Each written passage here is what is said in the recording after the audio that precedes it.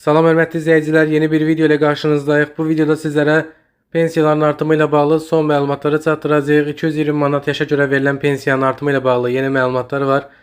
İlk olaraq videoya keçməzdən öncə bu videonu bəyənin ki, video daha çox insanın qarşısına çıxsın. Eyni zamanda kanalımıza mütləq abunə olun ki, biz növbəti dəfə video paylaşdığımız zaman sizə dərhal bildiriş gəlsin. Bəli, hörmətli izləyicilər, Azərbaycanda 220 manat yaşa görə verilən sosial müavinətin artırılması gözlənilir.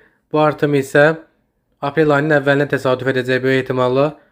Milli Məclisdə 220 manat yaşa görə verilən müavinətin artımı ilə bağlı müzakirə aparılıb və bu müavinətin çox az olduğu və 30 manat, ən azı 30 manat miqdarında artırılması və 250 manata çatdırılması müzakirə olunub.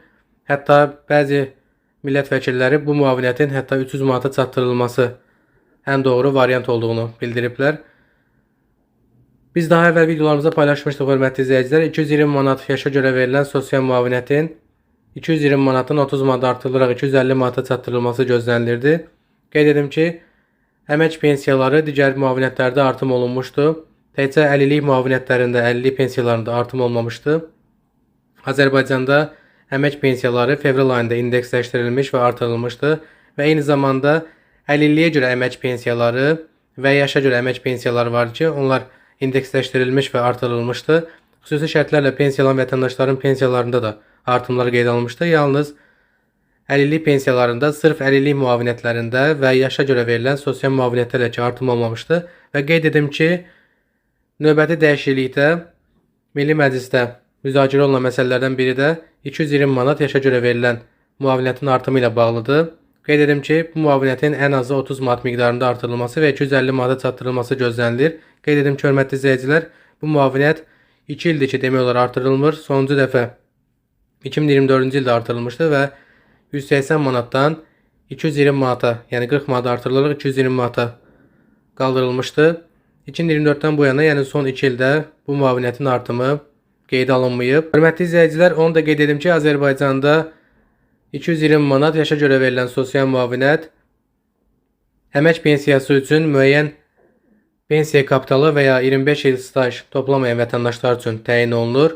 Vətəndaşın pensiya yaşına çatdığı zaman məlumatlar araşdırılır. Əgər həmin vətəndaş əmək pensiyası üçün lazım olan 40 min manat pensiya kapitalını toplamayıbsa və ya 25 il staja malik deyilsə, o zaman həmin vətəndaşa öz ehtiyaclarını qarşılaması üçün dövlət tərəfindən 220 manat yaşa görə sosial müavinət təyin olunur.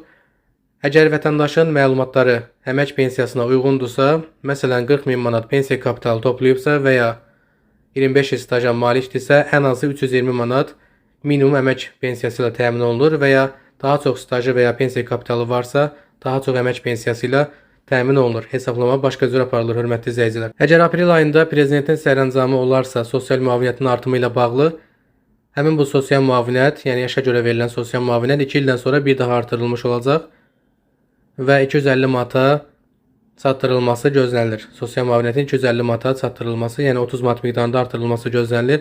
Bununla bağlı təbii ki, yeni videoda paylaşacağıq sizlərlə, hörmətli izləyicilər. Hazırda bu barədə müzakirə aparılır və artımla bağlı yeni videolarımız olacaq. Qeyd edim ki, digər sosial müavinətlərlə bağlı da videolar paylaşacağıq. Ünvanlı sosial yardımın qaydalarında dəyişikliyi ilə bağlı sizlərə yeni video paylaşacağıq. Bir çox qaydalarda dəyişikliyi var.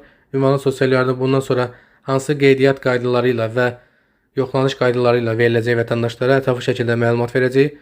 Videomuz yekunlaşdı, hörmətli izləyicilər. Bu videonu mütləq bəyənməyi və kanala abunə olmağı unutmayın. Növbəti videoda görüşmək ümidi ilə.